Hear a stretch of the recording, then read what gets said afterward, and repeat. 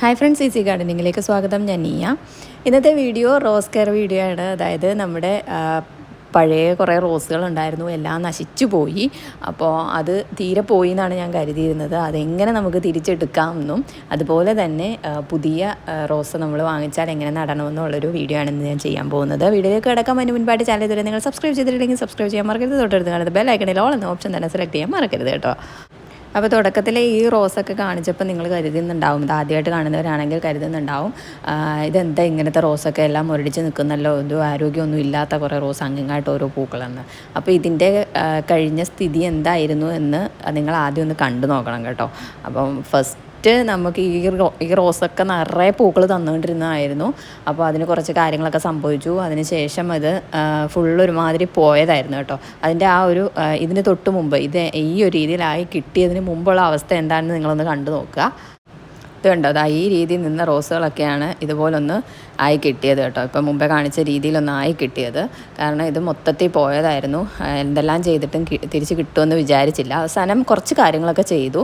അപ്പോൾ ആ ചെയ്യേണ്ട കാര്യങ്ങൾ തന്നെയാണ് അതായത് ഒരു പുതിയ റോസ് നമുക്ക് വാങ്ങിച്ചാൽ എങ്ങനെയാണ് നമ്മളത് നടുന്നത്, അതേ രീതിയിൽ ഇതിന് ഒരു പുതിയ റോസ് നടുന്ന അതേ രീതിയിൽ തന്നെ നമ്മൾ നട്ട് നോക്കിയപ്പോഴാണ് എനിക്ക് ഈ ഒരു റിസൾട്ട് ഇതിന് കിട്ടിയത് കേട്ടോ. അപ്പോൾ കുറച്ച് കാര്യങ്ങളൊക്കെ നമ്മൾ ഇതിനകത്ത് ചെയ്തിട്ടുണ്ട്. അതെന്തൊക്കെയാണെന്ന് ഞാൻ പറഞ്ഞുതരാം. അപ്പോൾ നമ്മൾ ആദ്യം തന്നെ പറയുകയാണ്, ഒരു പുതിയ റോസ് വാങ്ങിക്കുമ്പോൾ നമ്മൾ അതിൽ നടുന്നതിന് മുൻപായിട്ട് നമ്മൾ പോട്ടിംഗ് മിക്സ്ചറാണ് നോക്കുന്നത് കേട്ടോ. അപ്പോൾ അതേ രീതിയിൽ ഇതിനും നമ്മൾ പോട്ടിംഗ് മിക്സ്ചർ എടുത്തു.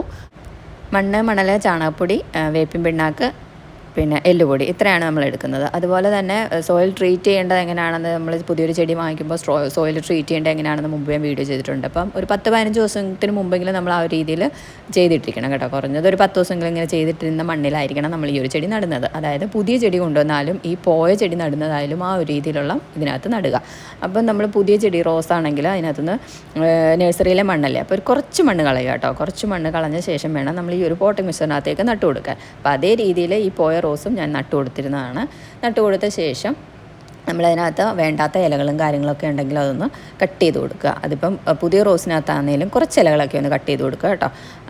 അതിന് ശേഷം ചെയ്യേണ്ടതെന്ന് പറയുന്നത്, നമ്മൾ സാഫ് 1 ലിറ്റർ വെള്ളത്തിൽ കുറച്ച് സാഫ്, 1 സ്പൂൺ സാഫ് എടുത്തിട്ട് കലക്കിയിട്ട് നമ്മൾ ഈ ഒരു പുതിയതായിട്ട് നട്ടതായാലും ഈ റോസിൻ്റെ പോയ റോസ് നടുമ്പോഴായാലും അതിന് ഫുള്ളായിട്ട് സ്പ്രേ ചെയ്ത് കൊടുക്കുക. അതായത് മണ്ണിൽ വീഴത്തക്ക രീതിയിൽ സ്പ്രേ ചെയ്ത് കൊടുക്കണം. അപ്പം ഒഴിച്ചു കൊടുക്കുകയാണെങ്കിൽ അങ്ങനെ ചെയ്താലും മതി. അപ്പോൾ ആ രീതിയിൽ ചെയ്യുക. നട്ട ഉടനെ തന്നെ നമ്മളെടുത്ത് വെയിലത്തേക്ക് വെക്കരുത്. കുറഞ്ഞത് 2 ആഴ്ചയെങ്കിലും നമ്മളിത് ഷെയ്ഡിൽ വെക്കുക കേട്ടോ. ഷെയ്ഡിൽ വെച്ചിരിക്കണം. പിന്നെ ഒരു 2 ആഴ്ച കഴിഞ്ഞ ശേഷം നമുക്കിത് രാവിലത്തെ വെയിൽ കിട്ടുന്ന രീതിയിൽ ആ ഒരു സ്ഥലത്തേക്ക് മാറ്റി വെക്കാം. അപ്പോൾ രാവിലത്തെയും വൈകിട്ടത്തെയും വെയിൽ കിട്ടത്തക്ക രീതിയിൽ മാറ്റി വെക്കുക അങ്ങനത്തെ ഒരു സ്ഥലത്തേക്ക്. അതായത് കഠിനമായ വെയിൽ ആദ്യമേ കൊള്ളിക്കാൻ നിൽക്കരുത് കേട്ടോ. അപ്പോൾ ഇങ്ങനെ ചെയ്യുക. പിന്നെ നട്ട് ഒരാഴ്ച കഴിഞ്ഞതിന് ശേഷം നമുക്കിതിനകത്തേക്ക് എക്സോഡസ് സ്പ്രേ ചെയ്ത് കൊടുക്കാം. അതായത് നമുക്കിതിനകത്ത് പുതിയ തളിർപ്പൊക്കെ ഉണ്ടാവാനും പെട്ടെന്ന് തന്നെ മുട്ടുകൾ വരാൻ വേണ്ടിയിട്ടാണ് നമ്മൾ ഈ എക്സോഡസ് സ്പ്രേ ചെയ്ത് കൊടുക്കുന്നത്. അപ്പോൾ എക്സോഡസ് സ്പ്രേ ചെയ്യേണ്ടത് എങ്ങനെയാണെന്ന് മുമ്പ് ഞാൻ ഡീറ്റെയിൽഡ് ആയിട്ടൊരു വീഡിയോ ഇട്ടിട്ടുണ്ടായിരുന്നു. എങ്കിലും ഞാൻ ഇതിനകത്ത് പറഞ്ഞു തരാം എങ്ങനെയാണ് എക്സോഡസ് സ്പ്രേ ചെയ്യേണ്ടതെന്ന്. അപ്പോൾ ഈ എക്സോഡസ് എന്ന് പറയുന്നത് നല്ലതാണ് കേട്ടോ. റോസിന് ഏറ്റവും അടിപൊളിയായിട്ടുള്ള ഇലയൊക്കെ ചുരുണ്ട് വരുന്നുണ്ടെങ്കിൽ അതിന് ഏറ്റവും നല്ലതാണിത്.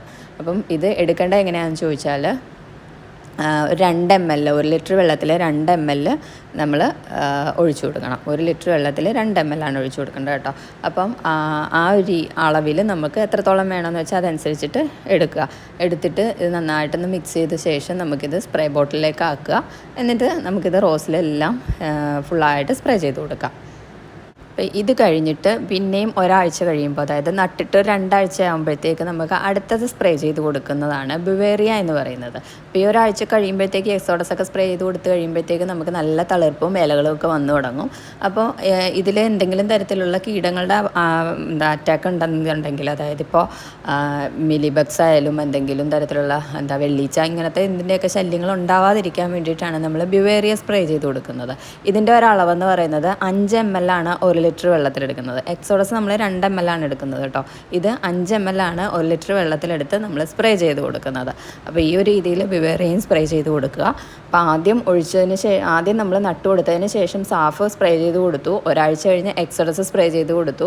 പിന്നെ 2 ആഴ്ച ആകുമ്പോഴത്തേക്ക് നമുക്ക് ബിവേറിയ സ്പ്രേ ചെയ്ത് കൊടുക്കുക. ഇത്രയും കാര്യങ്ങളാണ് ഞാൻ ഇതിനകത്ത് ചെയ്ത് കൊടുത്തത്.